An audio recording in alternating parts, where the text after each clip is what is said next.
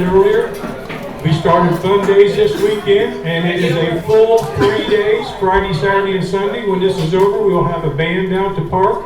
There's some vendors in place. There's more coming tomorrow. Tomorrow night we have bands. We have a parade at 5 o'clock. Sunday we have church service, and then we also have a gospel rock band coming. If any of you remember the Keels that live north of town, their boy Doug is in Indianapolis. Huh? It ain't time yet, I'll tell them. Anyway, if you would like to come to church, it's going to start worship at 11. They will play a couple songs, and then we'll have a worship team sing, and then Chuck Callahan will be doing the preaching on Sunday. And then True Revival will have a 2-hour concert after that. But before you start church, you would like to come down to the park at about 8 a.m. 9 a.m., excuse me, I'm getting yelled at. There will be a free will offering pancake and sausage breakfast. The auxiliary is putting on at the pavilion down there. Anyway, that's enough about Fun Days. We knew it was Perrysville's 200th birthday, and we needed to do something. And as like everybody else, thank you. Like the old girl has done well in 200 years, and John's going to tell you about it. Anyway, like everybody else, we procrastinated and didn't have a whole lot going on. Had heard stories of John and his collecting abilities. And so, having gone to school with his mother, Kathy, Mindy gave her a call. Yeah, the one you under the bus. Mindy gave her a call, and she was happy to give us John's phone number. And I called him, and he's like, oh my. He said, this is great. I said, so you'll do it? He goes, yeah. Didn't you? I don't know why you did, but he said yes, and here it is. Yeah, he was excited. You was excited, I could tell. Anyway, John is here, John Van Sant. Grew up in KU. Kathy's his mom, Gerald's his dad. If you remember LD and Maxine Crisp here in Perrysville, that was his grandma and grandpa. Anyway, he has spent a lot. I think I said on the original flyer, I don't remember, you changed it, had me change it to years collecting. So anyway, he has a ton of stuff. He showed some of the slides yesterday when he was hooking this up. And when you see downtown Perrysville back in the early 1800s, you're going to be totally amazed.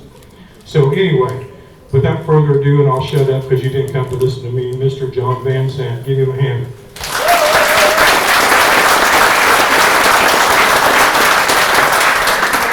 You guys hear me? Okay. Good evening, everyone.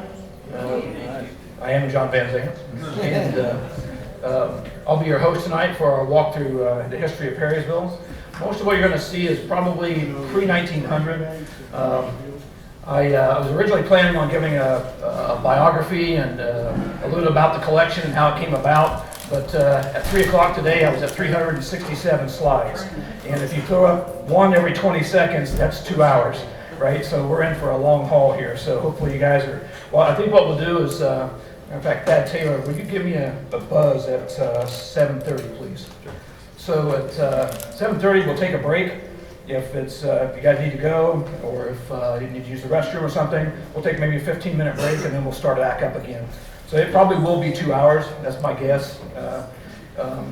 If we would do, it would be very difficult to take 200 years of history and cram it into an hour, right? That's really, really impossible to do that.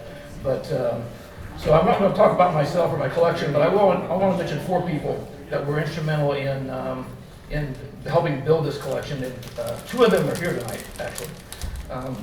So I'd like to talk about or mention Mr. Richard Stringfellow and Mr. John Henry. If you 2 would please raise your hands.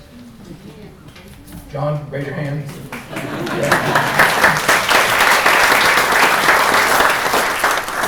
They are true scholars. If you have anything you want to know about the area, historically, artifact-wise, you should talk to these 2 guys. They're a real treat to talk to. The other 2 was my grandfather, the late Pearl Van Zandt, and the other one was the late Norman Skinner. Most everybody here, I can't imagine there's anybody in this room didn't know Norm. And so Norm was a massive influence. I wouldn't even collect local history. When I met Norm, I was collecting antique woodworking tools. And he showed me a glass negative collection, And I was blown away. And most people think of Norm maybe as a guy who collected buildings and steam engines and tractors. He had a wonderful collection of local history as well. And so he got me, I got the bug, and I haven't been able to quit. To be honest with you, I have a clinical problem with it. I spend all my time doing it. So, and I don't want to be fixed. I don't want to be medicine. I like it. So. All right, guys, let's get into this. So, first comment. There's a lot of stuff been written of this area, not just Perrysville. Here we says third oldest town in Indiana. If you think about that, it's like, okay, that's kind of interesting. You're going to see here in a minute that the state of Indiana was formed from the bottom up. So where's Perrysville in the mix of that? It's right in the middle. So Perrysville is probably the 103rd oldest town in Indiana, by the way. So just because it's been printed on a book, just because it's been put in a newspaper, and I'll even show you another example where it's been carved into stone, and the dates are not quite right. So be careful with some of the information that's come before. Try to seek original sources. Try to go back to original material. And I'm not saying question everything, but there's been a lot of things that are written that are not really quite on the truth there. So, okay, before Perrysville, what was here before Perrysville became a town? So this is a map, and this map shows the Indians who were in the state of Indiana. Okay, so we all knew that there were Indians living here. So let's look at some of the names on here. We see the Piankashaws down here. We see the Shawnee, right? This is the Shawnees had a really famous chief named Tecumseh. We have the Miami Indians up near where we're at here. We have the Kickapoos. Maybe someone you haven't heard of that was also did a lot of things in this area, the Mascoutins. Okay. We have the Potawatomis up in this area, up in here. We have the Delaware over on this side. So where is Perrysville at in the mix? Perrysville's that dot right, or that red box right there. So what do we have with us here? We have the Miami, we have the Kickapoos, and the Mascoutins were in here at some times, and even the Potawatomi. Okay. So what happened is that the U.S. government was purchasing land. You can read about this, and there's different takes on it, how much was purchased and how much was taken, right? There's different takes on it. But the land was purchased in treaties. So like the Treaty of Fort Wayne was here in 1809, okay? So where was Perrysville purchased, the land that Perrysville come from? It came along with the Treaty of St. Mary's, October 2nd, 1818. So this was St. Mary's, Ohio, on the line to be just about right here where the green dot is, okay? Just across the border there.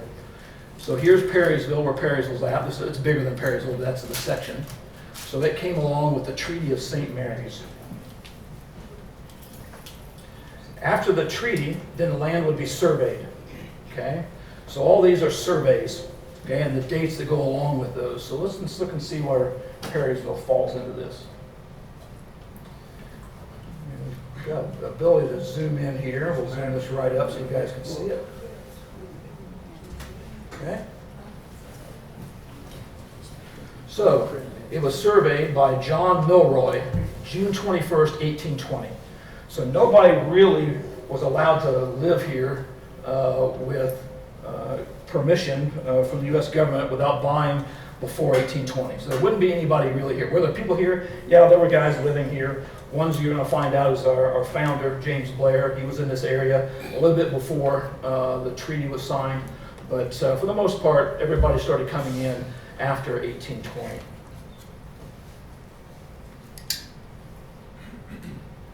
So we said that the state was founded from the bottom up. So this map dates to 1817. This is the earliest known map of the state of Indiana as a state by itself. So if we zoom in here, we can see some of the counties. Here's Indianapolis, so we're probably over in this area over here, right? So that says Mascoutin Indians, right? That's right where we're at, okay? So that's 1817. This is 1822, okay? Notice we've got some really big counties. Look how big Park County is. Look how big Putnam is. Delaware, it's massive, right? Really, really big. It was only this way for a couple of years, and then they would section that off and and form new counties. So where did we come from? So where will we be at? So here's the Vermilion River. The Vermilion River comes into the Wabash about Cayuga, right? The big does. So that means we're just up the road up here. So we're originally part of Park County.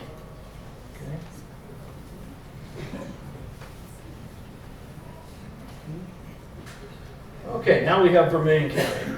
So now we're at about, this map happens to date to 1826. Vermilion County was founded in 1824.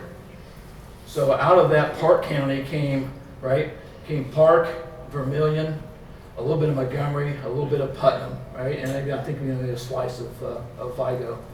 But above this, right, we still have Kickapoo Indians here, Delaware Indians here. So there's still Native Americans living in this area when Vermilion County was still founded.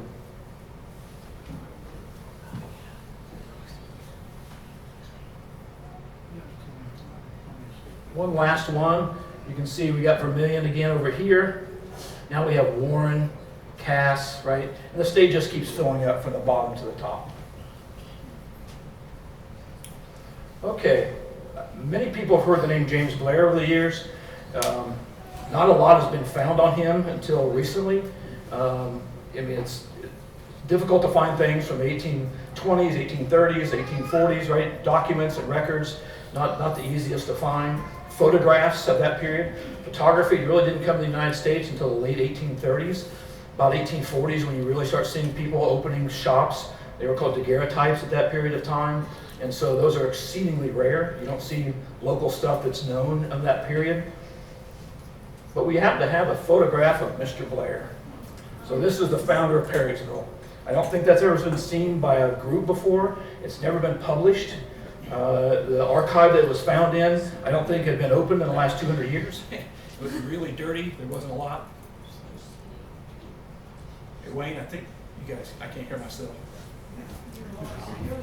Yep. This thing went orange on me, Wayne. Got me a battery? Use the handhelds for just a second.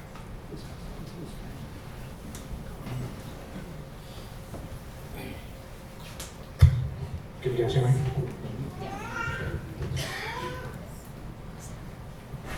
Okay, so this is James Blair. He was born September 1st, 1782 in Harrisburg, Dauphin County, Pennsylvania. He died right here in Perrysville on May 8th, 1861. So is that really a picture of James Blair? I said, well, how do you know that's a picture of him? Why would you think that's a picture of him? Well, I happen to have a letter written by his grandson, dated 1889, from Perrysville, Indiana. His name was James A. McNutt. He was an attorney. That doesn't mean he's right? But he was an attorney. Are there any attorneys in the audience? Good. So we wrote this to the Honorable William Hayden English. And this person here, this guy, needs about a 2-hour talk on him by himself.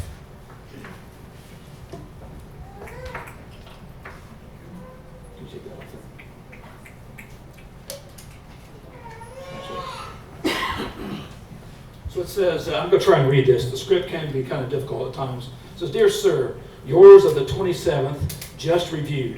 I enclose here with a photograph of my grandfather. Please preserve it so as it is the only one I have, and prize it very highly. And when through with it, return it to me.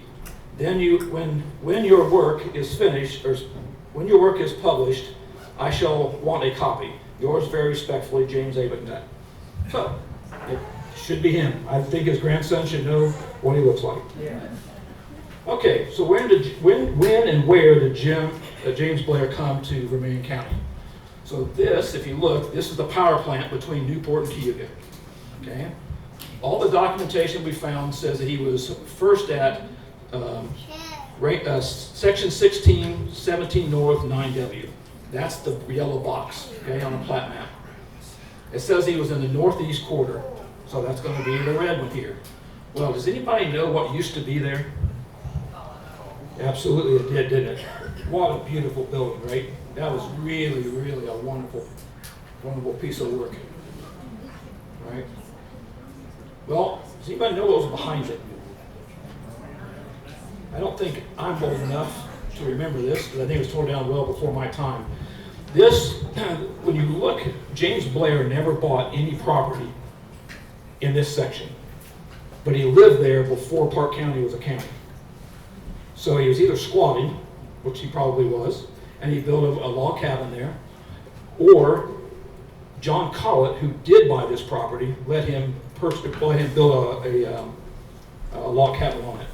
As a matter of fact, when Vermilion County first formed in 1824, the first several sessions of the court were actually held at his log cabin. So this is a Collett house, probably either John or Josephus Collett.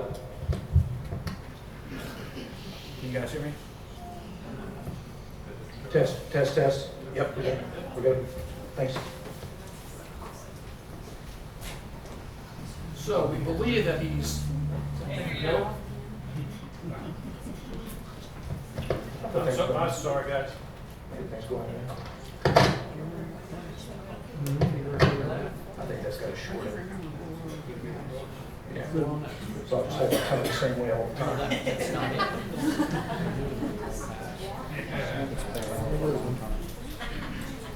I think I'll have to hold my right arm up. Is that okay? Does that bother anybody? Okay. So we believe that he was somewhere between the Collett home and this particular house here. Car charging right now, and I don't hear everything he's saying. Okay, James Blair did buy property, okay? Now, you'll notice it says James Blair of Park County, Indiana. Well, that means that it was there, he bought the land at Perrysville, okay? Because this section over here tells where he bought it, and this section here is exactly where Perrysville is today. But he bought it when he was in Park County. Well, today he would be in Vermilion County. So he bought it, right, April in the year of our Lord, 1824, okay? So Vermilion County wasn't founded until a few months later. So he actually was in Park County when he purchased it, and he purchased it in 1824, okay? Later he did, when he was in Vermilion County, okay, James Blair, Vermilion County, Indiana, did purchase another section of land, which is on the north side of Perrysville, okay, in 1827. So, Perrysville. This is the original plat map of Perrysville. This is at the courthouse. Okay, it is on file there. So if we look, we can see this was recorded November 9th, 1825. That's why we're here today, because it's the 200-year anniversary, right? 2025. So you can tell there's not a lot of streets in the original plat, right? We've got Main Street that goes out, right, out to 63. We've got Jackson Street here, right? This is Old 63, runs up to Covington.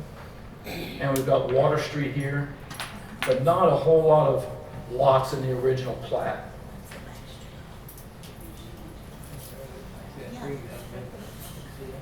So while I was digging through newspapers several years ago, and I have to also make a comment, when Wayne called me, I wasn't really ready to do this. I've been collecting for many, many years. And I've got, I'm very passionate about Perrysville. I'm always looking for Perrysville items.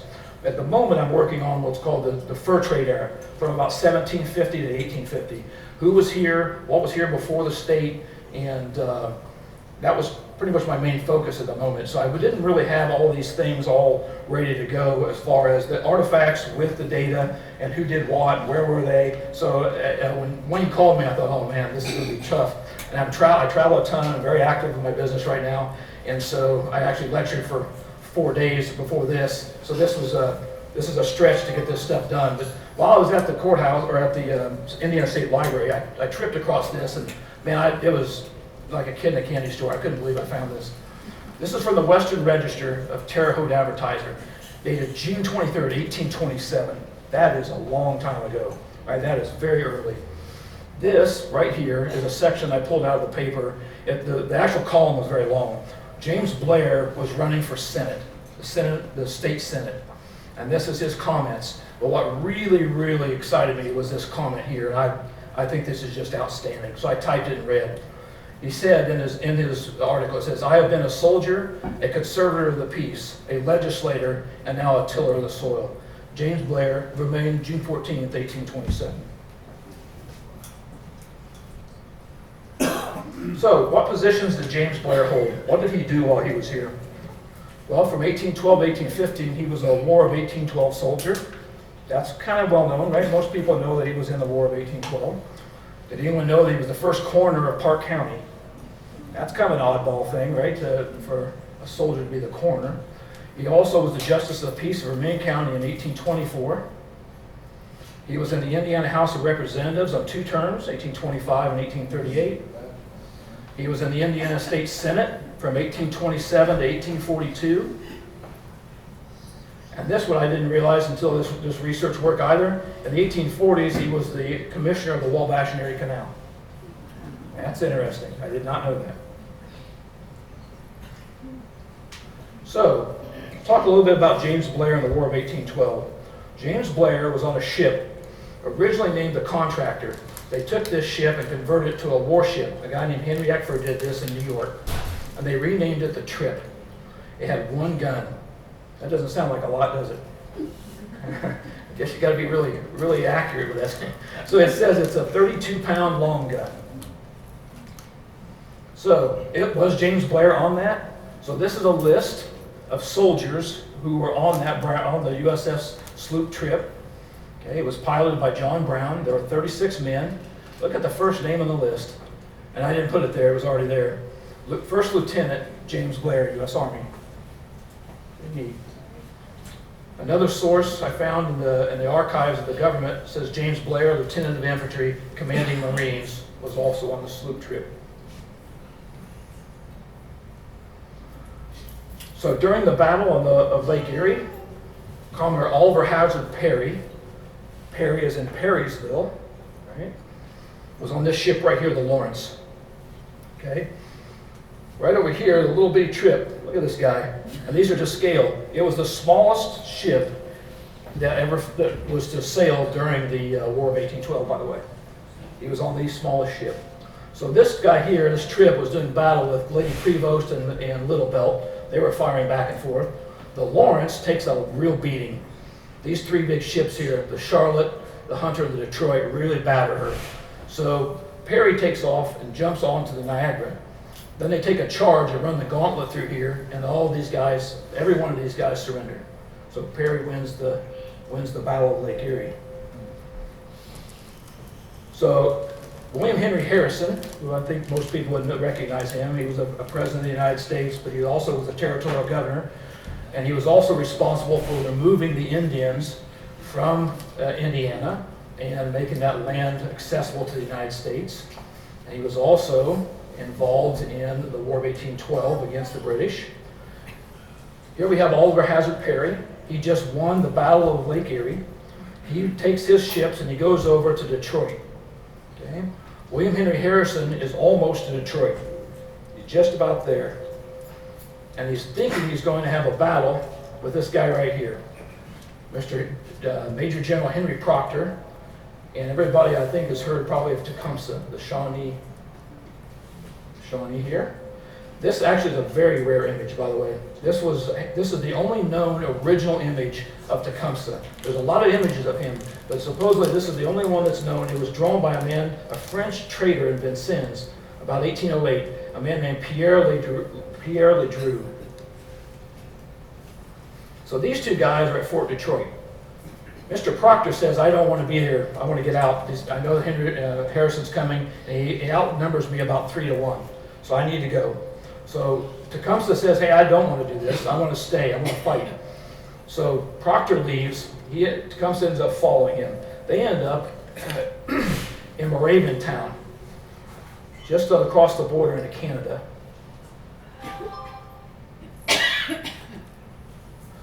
So,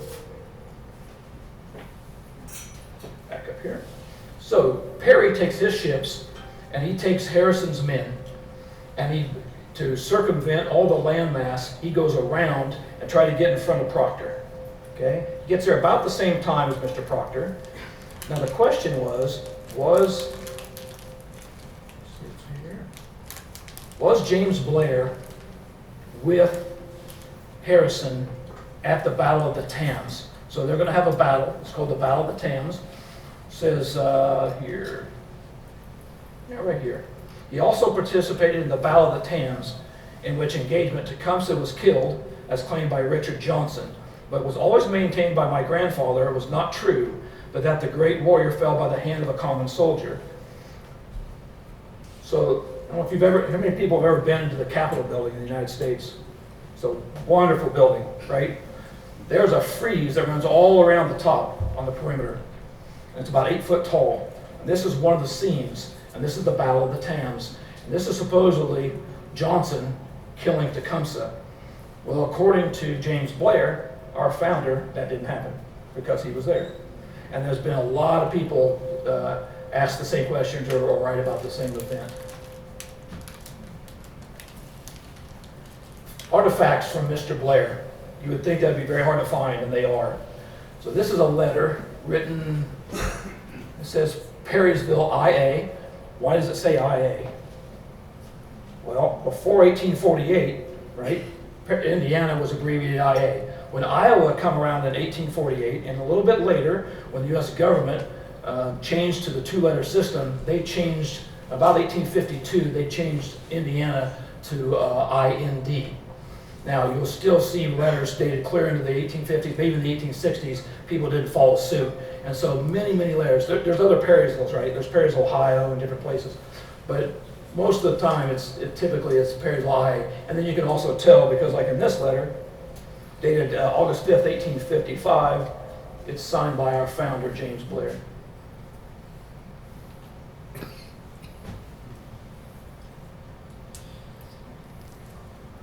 So, James Blair, how many people have looked at a census before? I must have some genealogists in the audience here. So, the censuses started in 1790. They go every 10 years. Well, not until 1850 they start putting on the person's occupation. And that is really, really wonderful. So here we see James Blair. He's 68 years old, okay? He was born in Pennsylvania, that's all correct. There's his wife, Sarah Blair, that's correct, 58. But why is there, you see Harriet McNutt and James McNutt. Well, James McNutt, we learned earlier, that's his grandson. And look at their ages, right? 13 and 10. Well, unfortunately, James Blair had 2 children, had a boy and a girl, and Eveline passed away quite young in a marriage, and she's buried in Smith Cemetery. There's a very wonderful sandstone gravestone in Smith Cemetery of hers. If you ever get out there, it's really, really pretty. So the kids ended up living with the grandparents.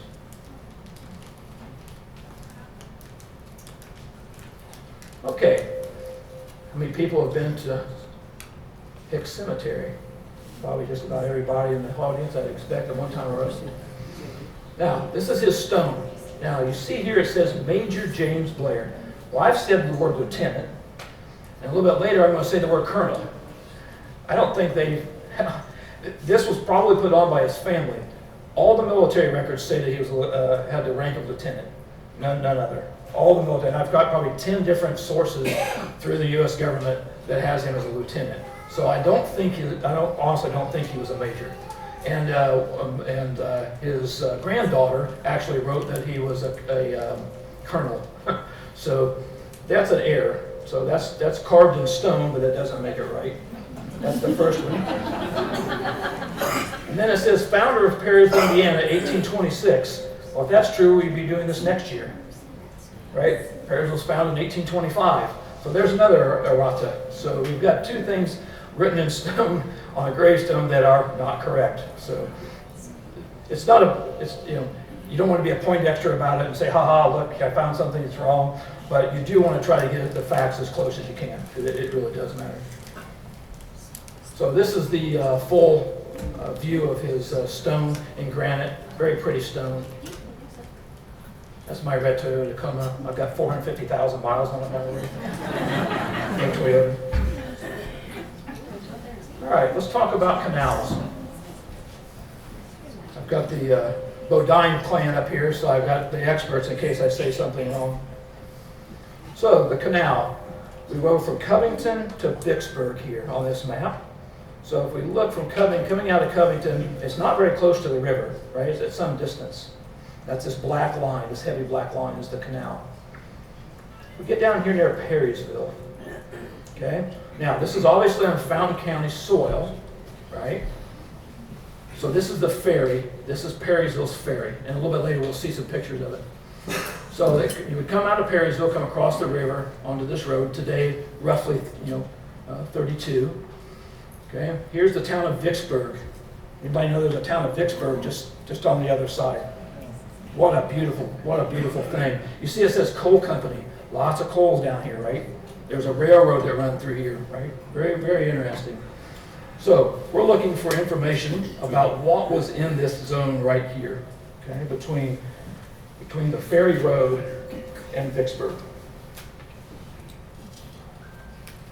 Now, this is a very famous picture. It's not even Vermilion County, it's Fountain County, but I showed it because it's one of the very few images you're going to find of that period on the canal. This is at Attica, and this is a wedding scene. These folks are getting married. So they are on the canal, right in the bed. You've got horses here, right? They would draw this on the towpath. What a wonderful photograph.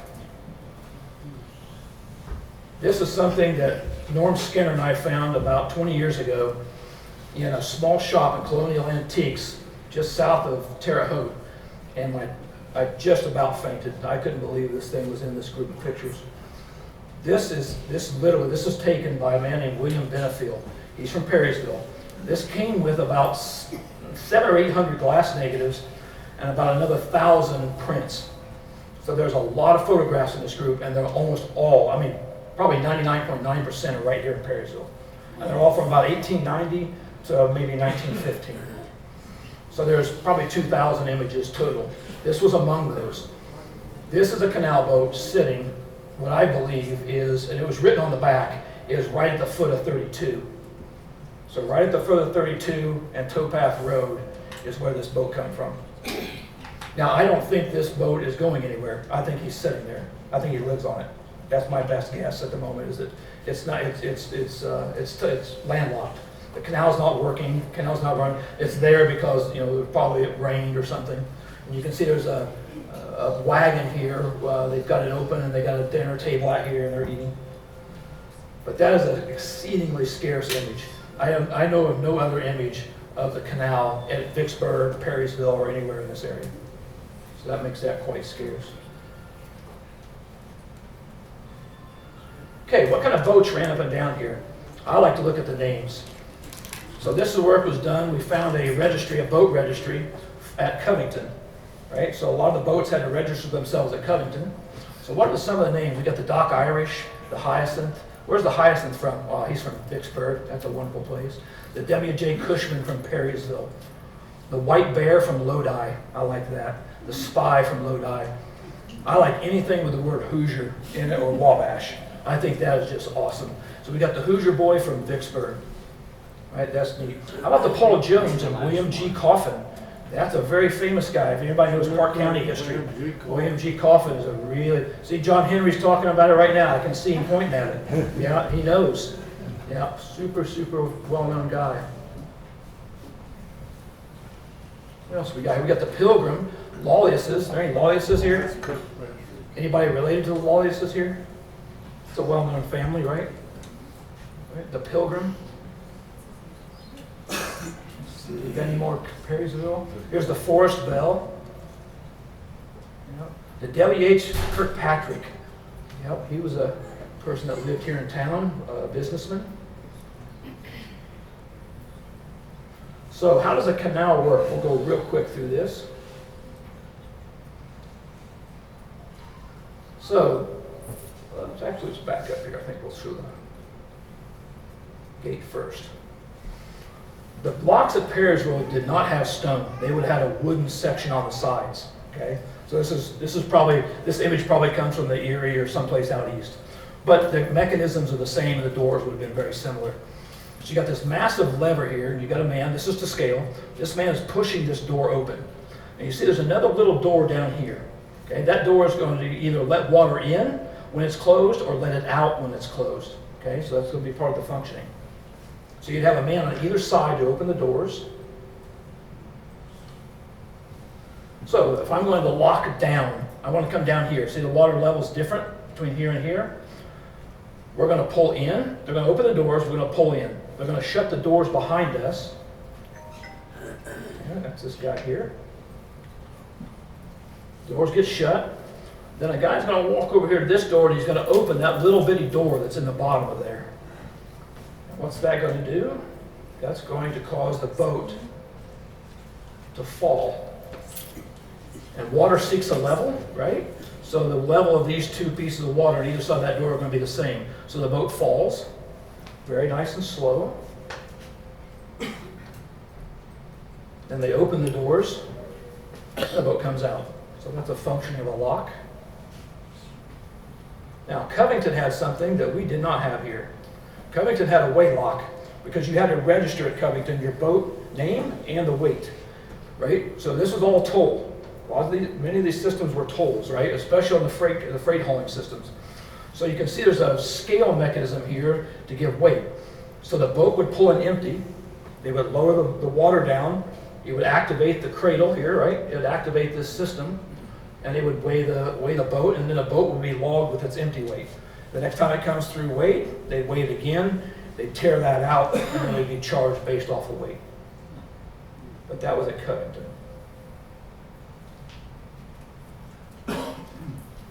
Okay, something else was near here.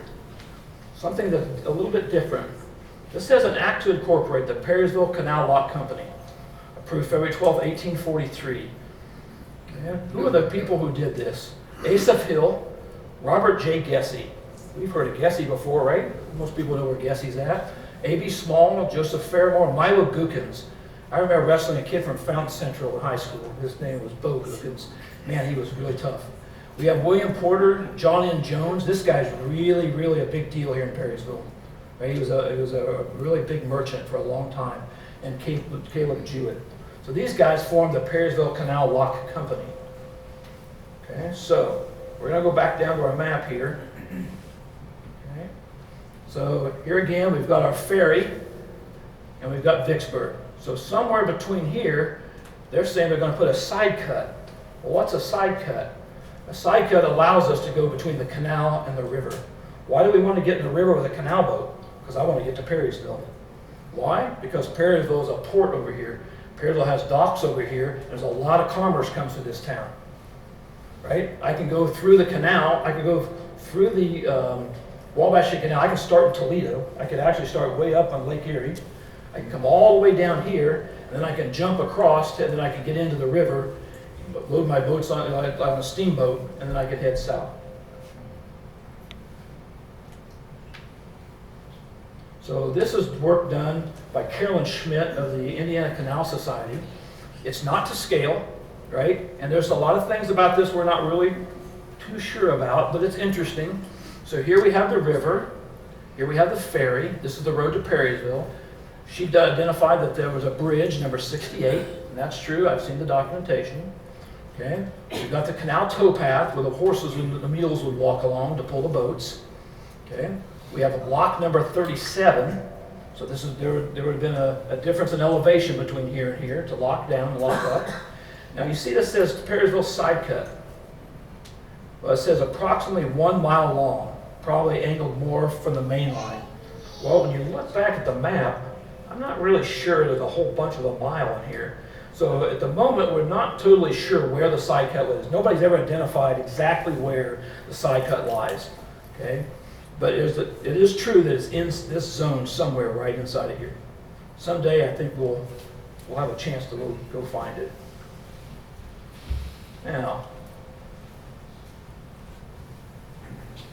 this was written in 1847. Describes Perrysville as follows. Perrysville is the largest town in Vermilion County, having tanneries, a pottery, packing houses, flour and grist mills, many stores, weavers, blacksmiths, coopers, mechanics, and tradesmen.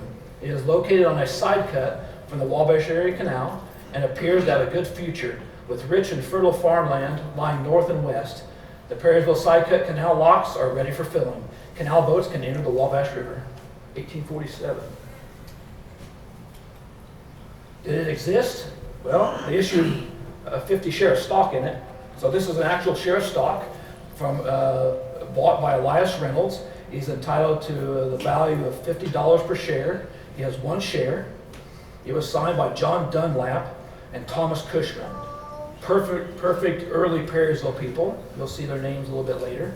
And it was published purchased in September of 1850.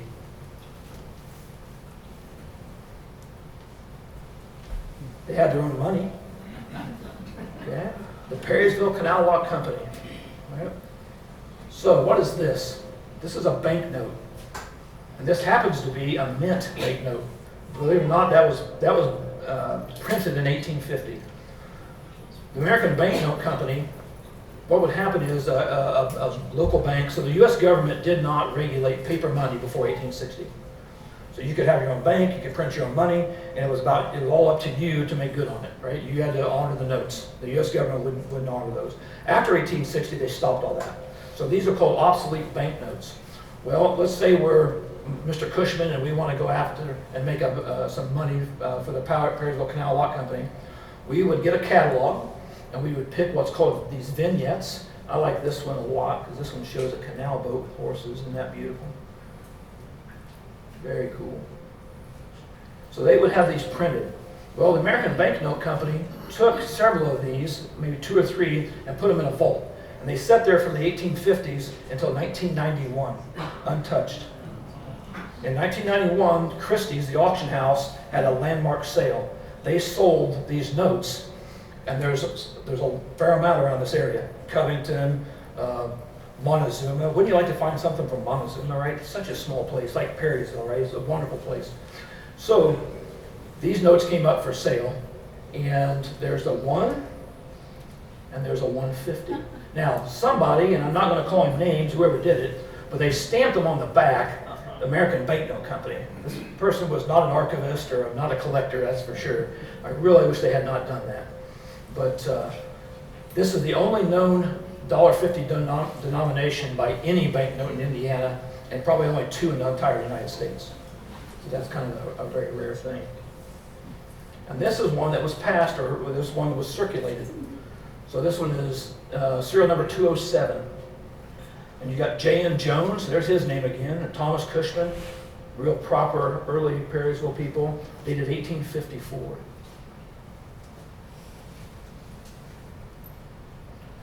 This is a very neat piece. I do not own this. Most of the things in here I own. This one I do not own. This is a receipt for passing through the side cut. So this is collector's office of the Perrysville Canal Lock Company, Perrysville IA, there we go again, there's the IA, dated 1848 for the boat Isabella.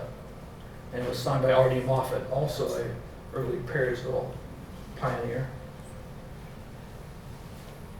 So the side cuts had a problem. They let water out of the canal. So where does the water come from the canal? It has to have a feeder of some kind, right? You have to have some source of water in it. It's not like a river, it's not spring-fed like that, right? So you have to have water in it. Well, so if we read this real quick, it says the canal finally reached Coal Creek at Lodi in 1847. So there's a nice date for you. So that means that this canal through here really pretty much was formed in 1847. The first boat, the Planet, arrived there on October 2nd. Perrysville across the Wabash River in Durant County had become a shipping center on the Wabash. Anticipating the plans for the canal on the eastern side of the Wabash, the residents of Perrysville decided to build a side cut. By 1847, when the canal reached Lodi, Perrysville had their side cut in place. And here's the problem.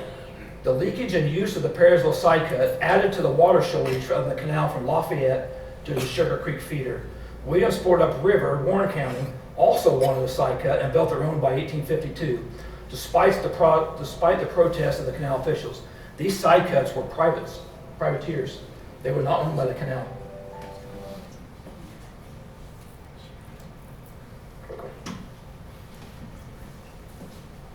Artifacts from the canal. Do you ever find anything on the canal? Not very often. This happens to be something that I chased for many years. This was from the collector's hands in Clinton, Indiana. A very old collector and a very astute collector. This is a deerskin trunk. Okay? So let's read what he wrote about this deerskin trunk. This high-cover trunk was reported to have come to Terre Haute, Indiana in the 1850s via the Erie Canal from the east and down to Wabash in Erie. Inside the trunk is pasted 1840s newspapers to provide a covering. This technique was common on early baggage items when good paper for this purpose was too expensive or not available. The trunk holds several original shipping and land documents that were used on the Wabash and Erie Canal around the Lafayette, Delphi area. Papers are very scarce. Well, it contained more than that. So this is the inside of the trunk. They happen to have this note. This is a piece of canal script. Okay? You notice it's been canceled. Okay? That's why it has the big holes in it. Let's zoom in here a little bit. What's that word say right there? Attica. So this script was presented in Attica, Indiana, just up the river. And this is kind of interesting here. This is a standard canal script. It has a wonderful vignette over here of the canal. It has something else that it states that caught my eye. Let's see if we can get this thing in here.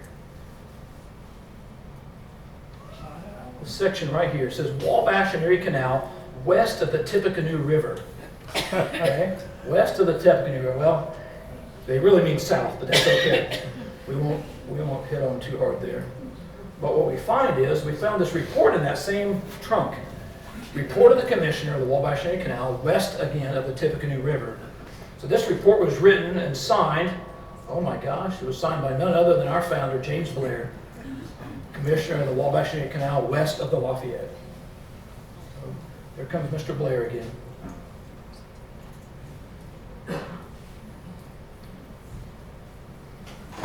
Let's keep talking on the transportation road here. So plank roads. Okay, what were plank roads? I can tell you that was a craze. It started in about 1850, and by 1860 it ended from about the Mississippi east. Okay, you didn't see them much west of the Mississippi River, and they were only about a 10-year span. So this is kind of interesting. Look at this: the Perrysville and Georgetown Plank Road Company. Okay, 1850. So what are they doing here? They're asking for guys to quote materials, building bridges, grading, building the road from Georgetown to Perrysville. Right? So the state of Indiana put together an act authorizing the construction of plank roads in 1849. So how did the plank roads work? So this section right here, okay, this is the plank area, and then there's stringers underneath for support. Okay? So generally the left side of the road leading from the city is planked. Only half the road is planked. Okay? Loaded vehicles coming into the city have the right of way. So what do the other guys do? Well, they pull off. A parallel dirt turnoff is used for passing. So these guys get this section over here that's all dirt. So you can ride on there, no problem. You know why? Because you're paying a toll. These are toll roads. Right? You're paying a toll to ride on this thing. Okay? The speed, 8 miles an hour is about average. Okay. The planks, they said they thought they might last about 8 years. Cost of building the plank road in 1850. So they stated around $1,000 per mile. In today's dollars, that's about $41,000 a mile. So it's about 12 miles. I did a Google Maps to see how far it was, and I traced the road. It says approximate cost to build the Perrysville Plank Road, Georgetown Plank Road, was $12,000 in 1850, and roughly $500,000 in today's money. So this is a very, very cool map. This map dates to, you see down here, dates to 1860. Okay. Now this map has a key over here. You'll see this section right here says plank roads. So let's come up to our area and let's see what kind of plank roads, specifically in Perrysville, Georgetown, do we find it? And do we find any more? Well, right there, Perrysville to Georgetown. Perrysville to Georgetown. So how did it go? It looked like it went straight west of town. Here's the Illinois line, right? The Illinois line's right here. So it kind of went almost to the border, and it took off at about a 45-degree down to Georgetown. Were there any others? Oh, yeah. So here's the Covington-Danville. We're going to go from the Covington-Danville up to West Lebanon. Okay, not very well known. How about this one over here? Where's this guy going? He's going between Covington and Hillsborough. And he's going between Hillsborough and Jacksonville. What's Jacksonville? Wallace. Yes, sir. Thank you. Yeah, it was originally called Jacksonville, and then they renamed it. Why? Because the governor of the state renamed it after himself. So he has that luxury, I guess. What's the name? What's the name? Wallace. Yeah.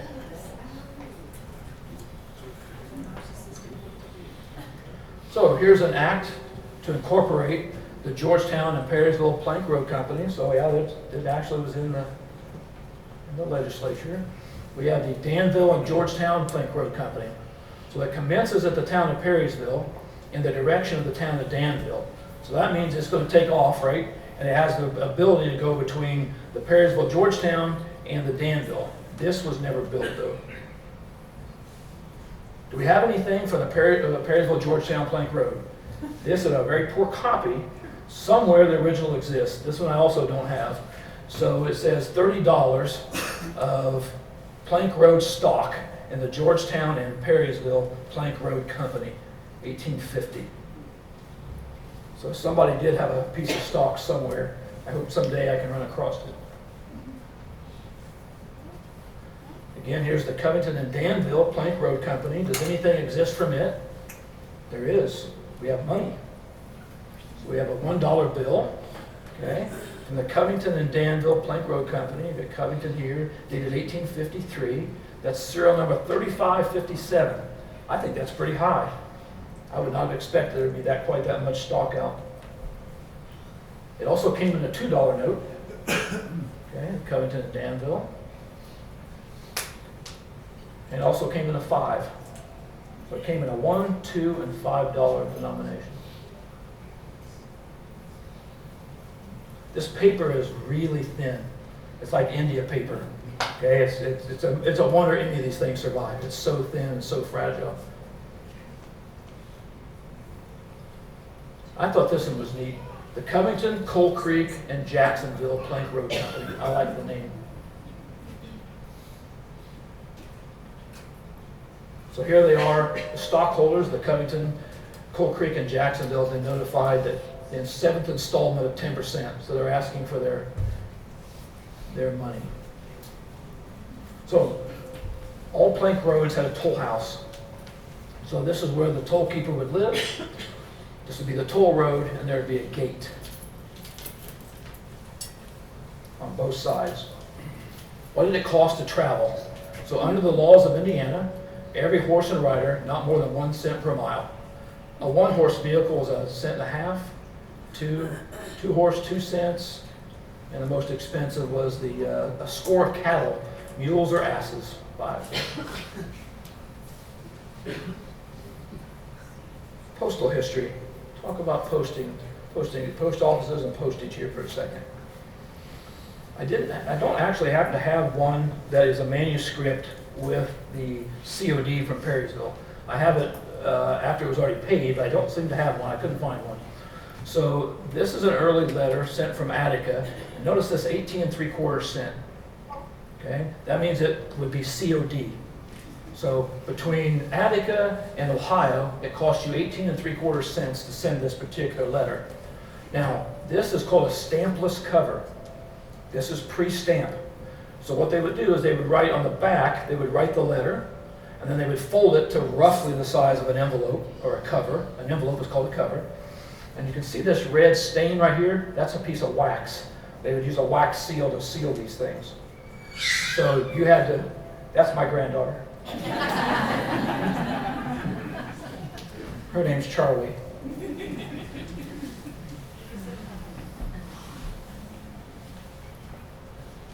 So this one is from Perrysville.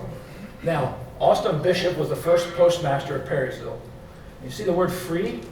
The postmasters got to send all their letters for free. Okay? So he's sending this thing to Cincinnati, Ohio. Miss Thalia Bishop. Okay? Perrysville, 1842. Dear sister. I think he says down here, P.S. Next time you write, somewhere he says, make sure you just put, right to Austin Bishop PM, so she would get it for free also.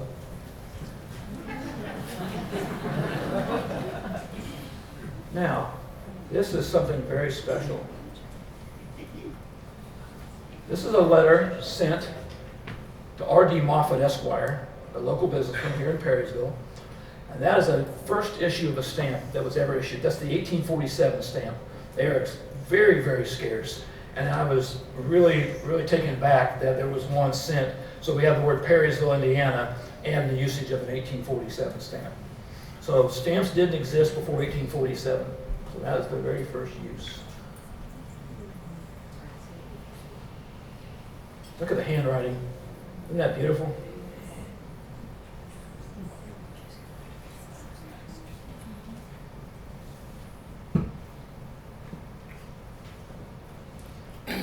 So here we jump forward several years.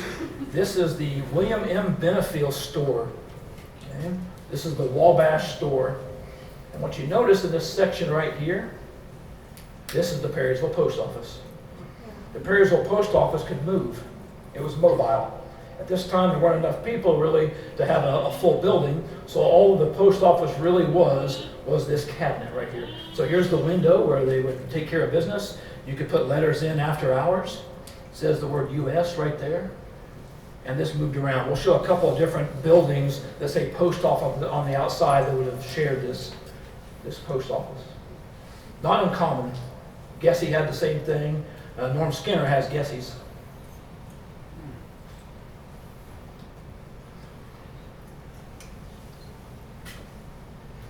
These are death notices. They're sent through the mail. They're not exceedingly rare, but to find this, John N. Jones Sr., but I always had a passion for that. I collect these. Anytime I see them, I really like them. They have the black border around the outside of the notice. Even the envelopes are trimmed in black, and the envelope. This is something to a bygone era. You don't see anyone do anything quite like this today. This is very, very Victorian. Here's another pioneer, the name Chenoweth. Right? So here's the death notice for Hiram Chenoweth. Anybody remember Mary Wilson? She lived a very long time, right? She lived just on the south side of town here, in a big, beautiful white house, right? That was built by Hiram Chenoweth. Yep. He was born in 1815 and died in 1890. And this is also a Victorian notice sent through the mail. Gunsmiths. Anybody know that they made guns in Perrysville? Yeah, we did. We made guns here. So let's take a look at the census real quick. So we have William H. Brown, 47 years old. He's a gunsmith. This is his wife, and he has a whole slew of kids here. He actually had 10 total.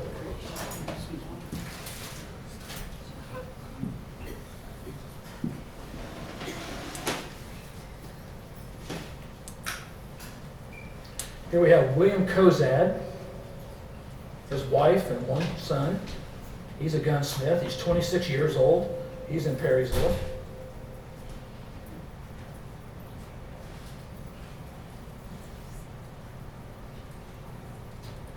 And then we have Jesse Essex Jr., 38 years old, gunsmith. So who were these guys? William H. Brown, born 1804, died 1887. He was born in New Jersey. He was the first gunsmith in Dayton, Ohio.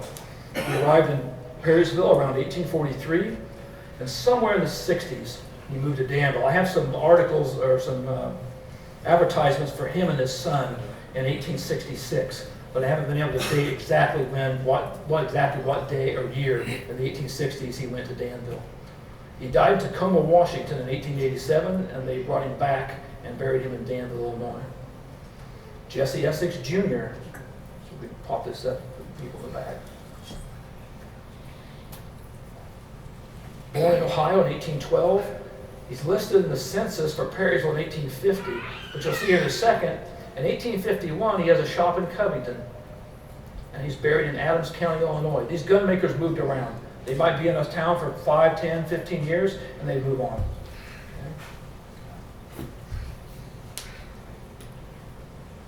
William Cosat Sr., born 1825, died 1912, born in Indiana. He's listed in the Perrysville census in 1850, but in 1860 he was listed in Vermilion County, Illinois. He sells his gun shop in Danville in 1867, and I found him in Bona, Missouri in 1912, where he passed. Now, there's a mystery around this guy. I'm sorry, the next guy, James Davis. Hey, John. You're getting close. You're right there. Getting close. You guys want to take a break or keep going? Take a break?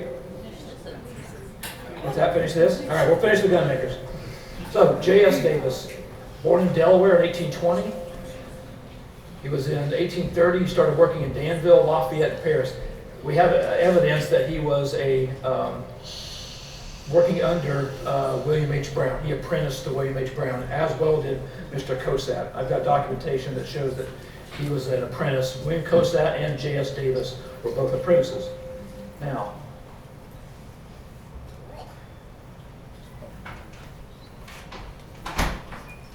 Perrysville Eagle, January 30th, 1851. William H. Brown, gunsmith, is prepared to fill all orders in his line. Shop on the corner of Main and Clay Streets, Perryville, Indiana. He's at the corner of Main and Clay. That's where you live, isn't it? I was gonna see if you were in the audience so I could talk to you about it. Now, where's Clay and Main? So here's Perrysville. Okay? So we got Main Street right through here, and we got Clay right through here. Okay? I used to live in section 49. Okay? So I'm rooting for him to be there, because now I collect Indiana rifles and I want him to be there. But I'll be honest with you, I think he's right over here in section 50, where Sue Morphy lives. I think he's going to be right. I think he's going to be right over here. I don't think he's in 59 or 58. Those are mostly residential. But there were businesses here in 50 and in 49.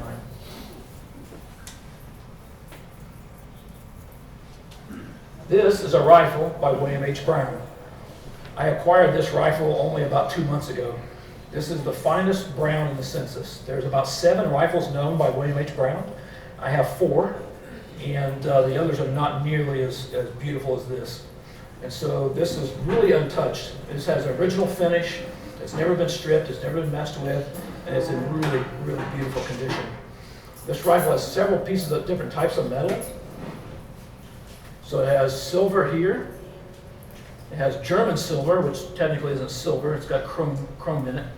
It has brass and iron. So it has a fair amount of different metals in it.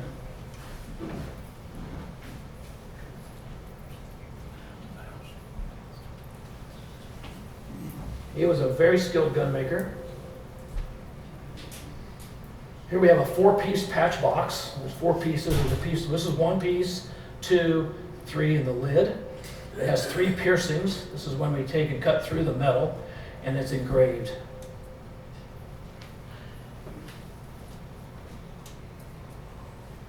And this is how he signed his guns. This is on the top of the barrel, just in front of the hammer. William H. Brown.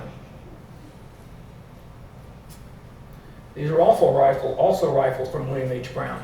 Now, someone, and maybe even 50 years ago, maybe even 100 years ago, stripped the original finish off. But I would prefer not to, but boy, look at that tiger maple. Isn't that gorgeous? Yes. Isn't that just beautiful? Now, by standards, these are very plain.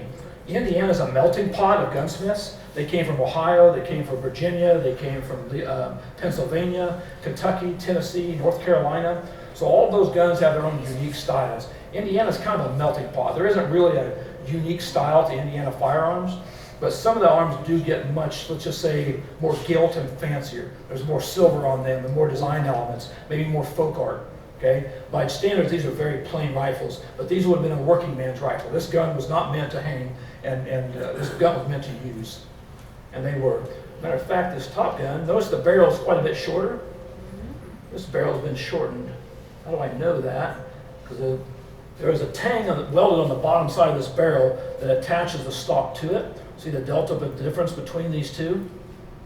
That's how much they took off the barrel.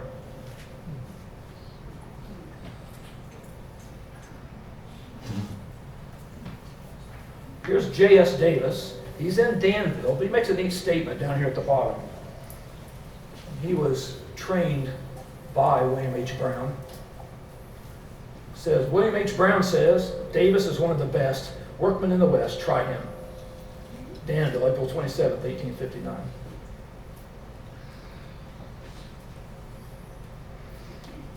I'm going to ask if anyone in the audience can tell me what this means, because I'm not sure.